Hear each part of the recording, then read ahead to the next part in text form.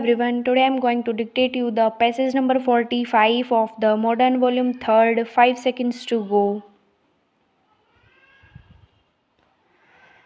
Mr. Chairman Sir, this Constitution Amendment Bill seeks to make special provisions in the Constitution for a new setup for the administration of the Union Territory of Delhi, including provisions for the establishment of a legislative assembly and a council of ministers responsible to such assembly.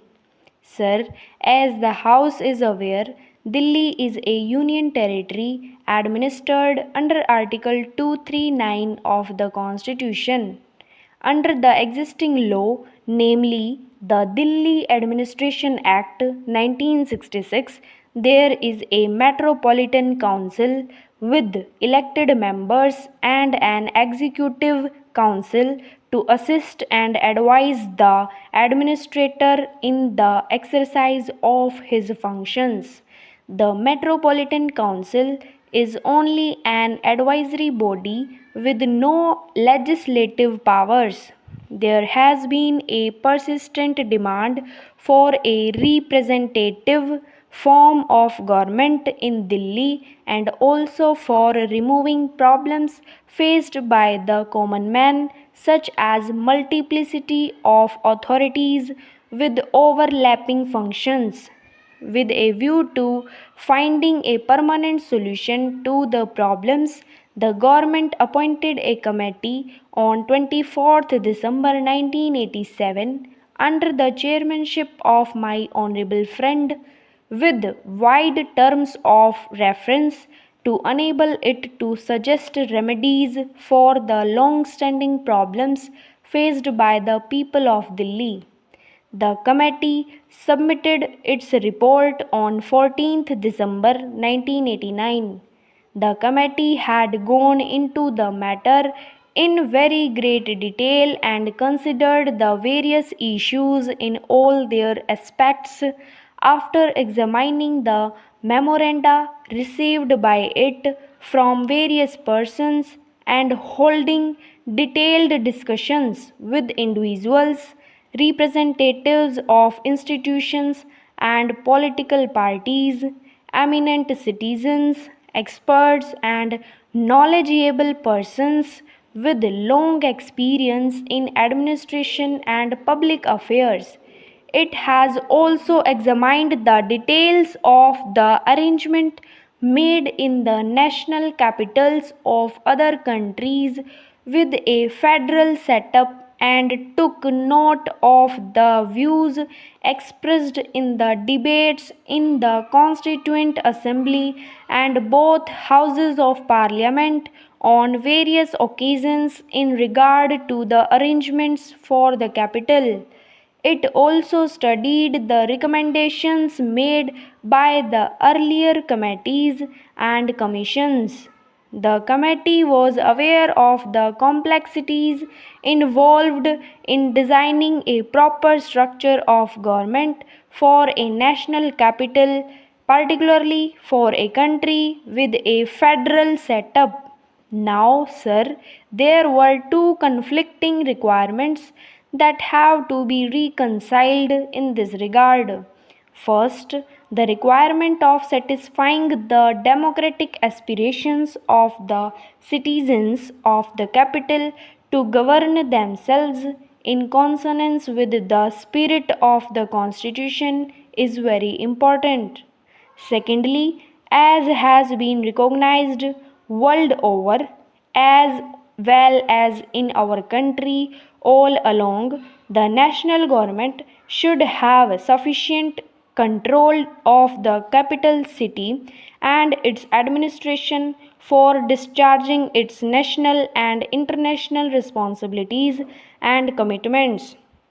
Further, the effective administration of the national capital is of vital importance to the national government for ensuring the requisite degree of security and administrative efficiency.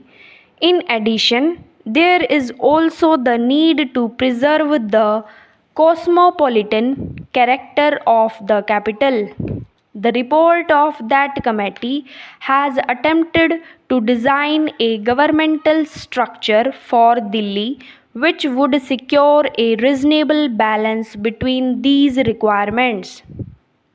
The committee has come to the conclusion that any arrangement that involves a constitutional division of functions and responsibilities between the Union and Delhi administration will be against the national interest and should be ruled out, and therefore Delhi should continue to be a union territory with a legislative assembly with appropriate powers. It has also recommended that the subjects of public order, police, and land should be retained with the center as they are matters of vital importance for which the responsibility cannot be divided.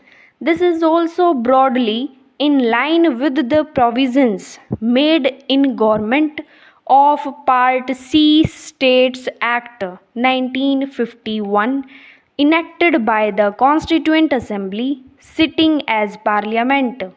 The details of the new arrangements for the national capital will be clear from the provisions of the bill, and I do not propose to go over the same in detail because I do not want to take the time of the House for such minute details.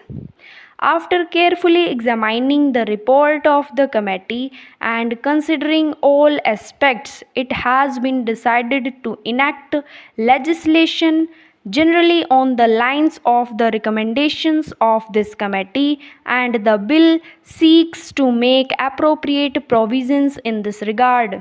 As the House may be aware, on earlier occasions, whenever a democratic setup was considered for Delhi, such as under the Government of Part C States Act 1951 and also under the bill introduced in 1978, necessary provisions for a democratic setup were made under a parliamentary law enacted in pursuance of Article 239A. However, in the case of Delhi, which is the national capital, the committee has recommended that the provisions for the democratic setup should be incorporated in the constitution itself with a view to securing a measure of stability and also giving a special status to the national capital. Thank you.